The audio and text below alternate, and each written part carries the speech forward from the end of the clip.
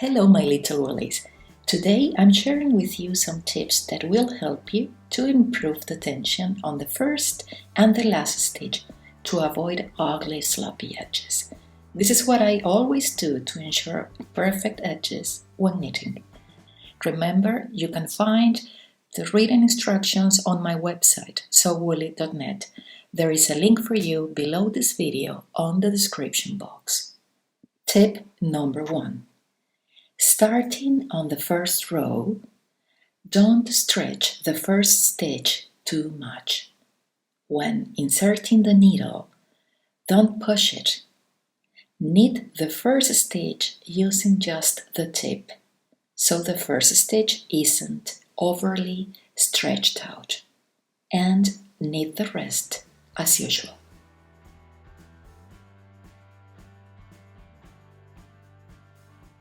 When you get to the last one, if you have been following me for a while, you'll have noted that I knit or purl the last one from the first row through the back loop. Why? Because this one normally tends to end up too large. Insert the needle into the back loop, not into the front as you usually do. This simple step will tighten up the stitch. Tip number 2. Continuing on the second and future rows, after knitting or purling the first stitch without stretching it too much, as we learned from tip 1, give a little tug to the working yarn. It will ensure the proper tension, and knit the rest as usual. Tip number 3.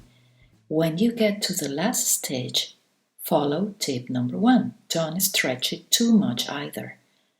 You don't want to open the last stitch and get a huge loop there.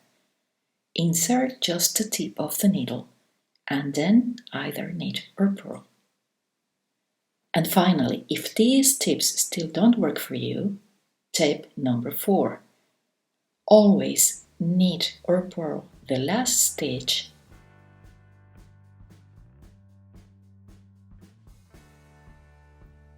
through the back loop. Not into the front as you usually do, but through the back loop.